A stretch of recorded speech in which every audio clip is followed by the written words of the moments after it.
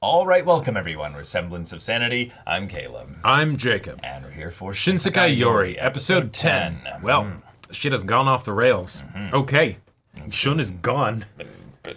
Really wild now. Shun is not Amogus. Exactly. And Saki just ran into the trickster cat while sneaking off by herself into a place where she's not supposed to be. Well, ran into a trickster cat. Right. There's many. And also there's potentially some specific ones that have like certain things about them that have like certain attributes and stuff. So that's another thing as well. And if this thing is out here, why is it out here? What is it? What is it? As well. Yes, and what was it? And yeah. Questions. And why does it exist? What is the purpose of it? What is We have lots of them. So y'all, without further ado, let's get into this. All right, everyone, now be sure to go check out the reaction portion of the video in the description below, then come back here for the discussion.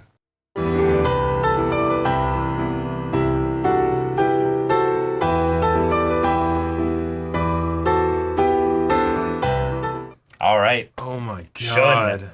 Shun. 07's in chat. Yeah. Or 07's, yeah. We've got a way that a character was written out of the story. Yep. He might come back. There is a non-zero chance he comes back, but most likely he is out of the story. Right. And it was a very beautifully tragic way for it to go. We were introduced to the idea of karmic demons a long time ago. We now know the true relationship between karmic demons, the people in the village, and the spirit barriers. Right. Which I love the explanation. It's our minds have over the course of time linked the outside world, this dark void that we don't understand, with the subconscious. Yep.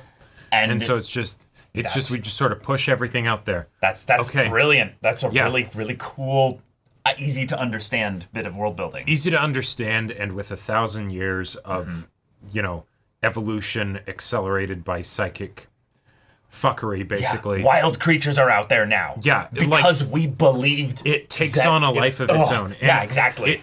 It feels like a metaphor for the downward spiral of mental health. Where okay. If you get into a situation where you're not isolate yourself. Yeah, exactly. Where your mental state is not healthy, that then perpetuates the problem, right? It's your subconscious won't help you in those instances. Exactly. Right. If you're depressed, could you probably help that out a lot by exercising or going outside, talking to a friend? Sure, but you're depressed, so you don't want to do that, and so you don't do that, and then it makes it worse, right? Yeah. So if you take something like that and compound it with psychic powers, right? You just give us an extreme version of that kind of isolation and that despair in Shun here, who has basically created a place of safety where he can basically be alone until he dies within this space of, okay, I am in agony here because I'm alone, but also my subconscious knows that I'm alone, so I am maybe even subconsciously drawing beings and people here to be like, sure, please give me something. Yeah. In these so the idea even that Saki might have even been that suddenly she found him or whatever. Here, and found him luckily because he wanted someone to talk to in his final moments. That absolutely could be a thing. And and I love that. So this type of scene where you have someone who has basically lost control of themselves in some way. Yes. And then someone is there basically pleading with them, and then they have to reach them, right? Right. That's something that a lot of stories do because it's very powerful as a scene to be happening. It's a way to instigate a monologue, emotional kind of thing where a character is focused on. Yeah, exactly. And then they grab the hand. Exactly. Yeah. It's wonderful. Yeah. But in this world, this is not something where you can just be okay in a situation like that, right? Everything's extreme because of the psychic powers. Everything's extreme, and no one is safe from the consequences. Right. So Shun's parents, who were also psychics, probably competent psychics. No, they're dead. Yeah. They're gone. They're gone. Right. Saki, she's there, and she's like, no, I'm going to stay here. No, if you did, you would be dead, right? Shun had to physically throw her very, very fast and far away so that she would be safe. Yeah. Because that's the kind of situation that this is, right? And he was only able to keep control for 10 minutes, right? This stuff was just happening more or less rampantly before she got there, right? And the whole transition bit where she's walking around and it's all like crazy and trippy and everything, and and she's like, what's going on? And then the version of Shun that she kind of sees, and it's this gap in reality where it's right, exactly, like an imprint into a tree where it's I absolutely loved that. Oh. Where that's kind of what was really going on, but Shun's like, oh, Saki's here. I'll collapse things into reality so that she can you perceive and understand a little bit. Right. But that'll help give me some closure by giving her some closure. Exactly. And then I will end up resolving this on my terms because, even if you swallow a whole bottle full of different poisons, you just subconsciously alter them and they're not poison anymore. Because you want to live. You're still a human being. Yep. That's... Wow. I absolutely love this. And it feels like something that was natural to happen. Like the idea that the problems that the society are dealing with are problems of the subconscious. Right. I feel like even if that hasn't been said before now, before this episode, I feel like that was abundantly clear. Right, because you could get into this actually from a really cool philosophical angle that they were trying to overcome human nature all along. Right. And the subconscious is just the deep well of undiscovered human nature. We don't really know fully what the subconscious is in the same way that we don't know what dreams really are. Yeah. But like it's this deep well of human psyche, if you will, that is there, and there's a lot of order and function to it, but there's also a lot of chaotic mess in there where it's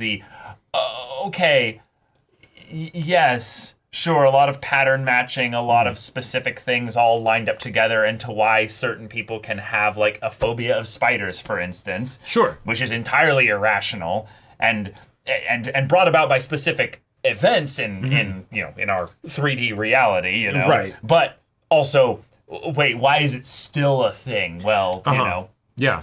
And the fact that the creatures that were out there in the world were so like clearly mutations happened that made them like that, right? But the fact that the mutations were so like without purpose.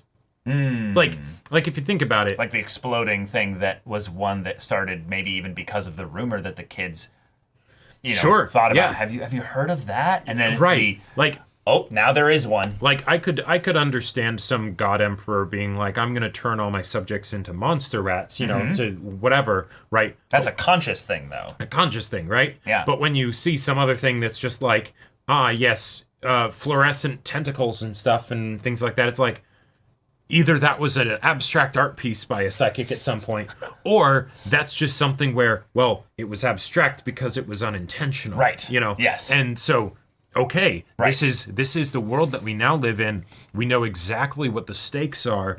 We even know that maybe the society is not necessarily one to be overtly rebelled against because they're kind of right. It's like trying to make the best out of a really fucked situation. If you can take something that could be, my parents are consumed and killed and reality is warped into a black hole almost of just chaos and whatnot, and you can avoid that as long as you adhere to very strict guidelines, wear masks sometimes if you're especially powerful, reject some aspects of your human nature, of your individuality and things like that. It's like, that I get that. That seems like a pretty good option, Yeah, I honestly think that's going to be like the next reveal with how they'll probably bring in the idea that the monster rats were once human, is that the monster rats didn't have spirit barriers. They were just humans that eventually devolved into tribes of different rats, basically. Sure. As humans basically degraded each other over the course of time by just our minor differences. Well, and also because we know that of the four groups or whatever that splintered off when society started to collapse, there were groups that did not have psychics. Yep. Right? So they would have been at the mercy, basically. They would have been at the mercy of all the the subconscious leaking. Of everything else, right? So, of course, stuff like that would happen. Yep. Like, it's that makes sense. And the weird thing is that now that Saki knows this, this doesn't feel like dangerous information. No, it doesn't. I could see her going back to the society and even telling the people in there, like, okay, so you cannot tell anyone else this because we don't want to start a panic or whatever. But okay, now we'll take you into the fold and be like, yeah, this is the situation. You're an adult now, right? Your conscious mind is extremely important. It is keeping you from the dark well that is the outside world and the inside world that you carry within you. And that's beautiful because from there will spout fonts of creativity. Sure. Of times where you will garner up new ideas and ways to carry the next generation forward. That is in some ways the great yin-yang, I would say, of like humanity, is that both the capacity for infinite despair and void and nothingness, but also limitless life, creativity, and inspiration, all carried within the same subconscious that then you every once in a while delve deep into, and maybe the abyss stares back at you a little bit, but you also bring forth from there something that's like, wait a minute, I have something here. And I'm actually getting a bit of a theory now that this is starting to remind me of a Jedi Sith type philosophy. Okay. Where the situation with the karmic demons is where the subconscious, because of things that will end up happening. Naturally. Right, naturally you'll just get into a situation where you're in a downward spiral or something. Yep. Your subconscious runs wild and it's incredibly dangerous, right? Right. But when I think about the way that you would need to combat that, rein it back in, it would be less like the prevention, definitely. Sure. That can definitely work. But I would think that it would also maybe be something where it's kind of like how Shun would deal with the floating balls. It's not about trying to make it so that your subconscious doesn't do stuff, but to train it, to direct it, right? And the barriers are a form of that. Yes. But if you could make it so that you could basically train not just where the energy, the power leaking from your subconscious goes, but what kind of leaking is happening. Well, that's what the schools are. That's what the schools are. Oh, sure. The schools are all ways in how to use their powers constantly towards objects in a way that they decide what it turns into. Like the idea of like, focus on this image, create this here. No, yeah, totally. But that's something where I see that as being, I see that as being something where they're training their conscious minds to do it. I slightly disagree. Maybe it also trains the subconscious? No, I think it does train the subconscious, and here's why. When they talk about visualization, there's an element that Shun brings up here in that there's a time lag and a reason comes into play. Yes. Where in your conscious mind, you basically be like, well, I don't want that specifically. I randomly think of something and you're like, no, that doesn't make sense. The desire to say like, pick up a cup of coffee and take a drink, right? Right. Okay, yeah, I want coffee, okay, pick up a cup of coffee, take a drink. If you have psychic powers and suddenly coffee apparates into your stomach, right? That's a bit tougher to deal with. Right, exactly. So the visualization of the process of going, I'm going to make the little sand molecules on this image here coalesce into a specific thing. You then, over the course of time, are not only focusing on just the image, but you're basically taking all the potential distracting thoughts that would basically come in to be like, maybe think about this instead, maybe think about this instead, and you go, no. So you're creating your own mini barriers around your conscious thought. Right, between your subconscious and your conscious, right? Because everyone has those thoughts sometimes where it's like you get a random thought that pops into your head, and sometimes they're really disturbing thoughts, right? I think that's a thing that's actually been quantified in our world. Like they call them either invasive thoughts or something a synonym of that. Yeah. But basically, you'll have a thought that just is stray, invasive, random, has no bearing in your desires, reality, or anything like that, and you'll just be like, wait, what? And it's important, I would say, to understand that that's just it. Your mind is not something that you perfectly control. It's just coming up with shit and sort of being like, hey, do you like this? This bubbles to the surface. Yeah, and exactly. You can be like, oh, I didn't like that. That was gross. Yeah. It's the you're looking over a big cliff and sudden urge to jump, right? The Jack Sparrow line. Yeah, exactly. If you have psychic powers, that becomes a much bigger problem. Right. So if you train your mind so that those invasive thoughts basically don't show up, you know? Like they're right, which is what they kind of have to do. Right. But and that's one way of handling it. But what I'm curious about since this is a coming of age story, right? Mm-hmm. And so Saki is now learning what the world is like, you know, without the curtain of society to protect the kids and all of that stuff and make the kids do what they want and everything. Right. If there is a way in which then these main characters, because they're the main characters, they'll be able to glean some new thing that the society can basically learn from and evolve and things like that. The thing that comes to mind for me is that it would be something of not just training the conscious mind, not just trying to have the separation between the subconscious and conscious, but try to actively embrace the leaking of the subconscious to turn it from being something that is dark or scary to being something that is, like beautiful, something that is not to be feared. Right, but the problem with that is that it's chaos then. Right. Generally speaking, organized chaos is something that is still chaos. You don't really have the ability to keep people from harming each other in that instance. And that's why communities are such an amazing contradiction and thing, because alone humans die out faster, younger, and in some ways in more sedentary ways. Okay. Together, communities end up building, they grow things. Yeah. There's just enough chaos that basically stuff comes from it. But ultimately, most communities cycle through eventually to some element of decay. Yeah. And the reason for that is a myriad of things. So many different reasons.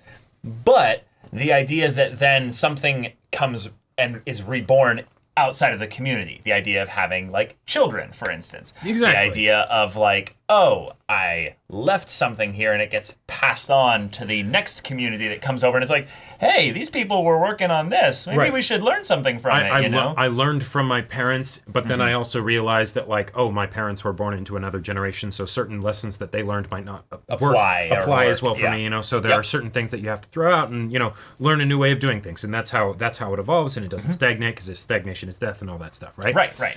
And in this situation, I guess it's something where I see it as being something where they have minimized chaos. Right. But as a result of that, they're reaching stagnation. They're reaching stagnation, and they've made it so that there is a dark thing out there that can kind of just collect and build up.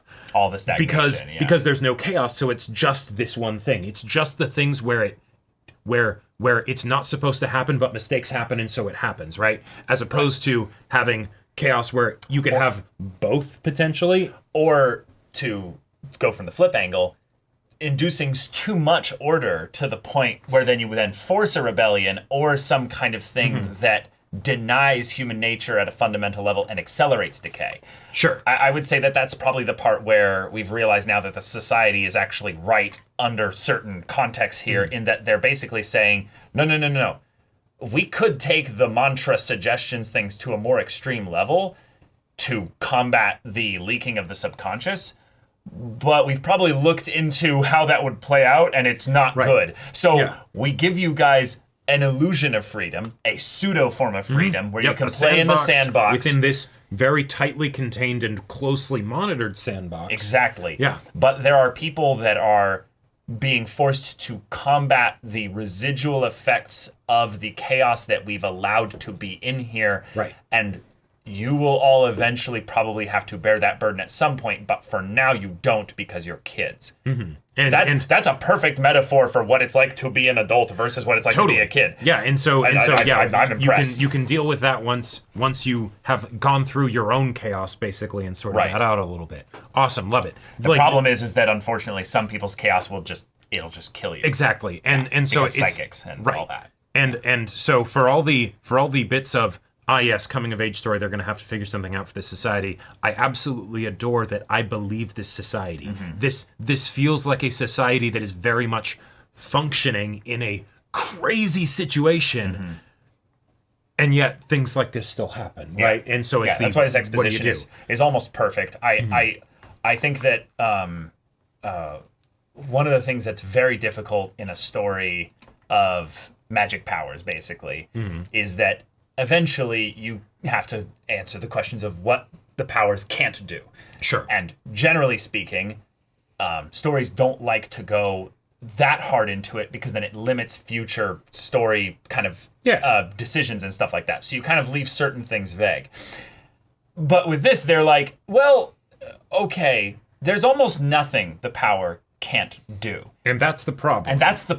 Right. And because of that, then we construct the limitations of the world, not the magic system. To deal with that. Exactly. Yes. Right. Yeah. And that I've never really seen a world like that done in this dark and eerie of a way. Usually it's done in a more like fantastical whimsy kind of way. Yeah, there's a whimsical aspect to it where it's a well, and that's the flip side that we don't have in this world, probably because like Gurren Lagann, for instance. Yeah, exactly. Like, spiral power, basically. Right. Yeah. You could have whimsy in here, sure, but how many times are you okay with people just subconsciously like being mad at a person and turning them to paste before you're like, maybe whimsy isn't worth it, like maybe. Yeah. Yeah. Like this. Also, given that the death of shame is something that was just coded into humanity at some point, that might actually explain a little bit of what they had to do before they ended up having spirit barriers and individual communities. Just make it so that, hey, if people do that, they just end up dead. Sort of weed out the gene pool of the aggressive types, basically. God. Yeah.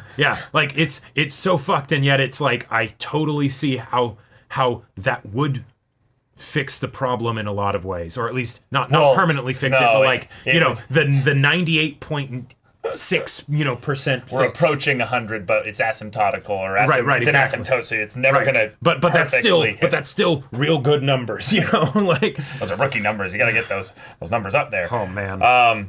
But all right.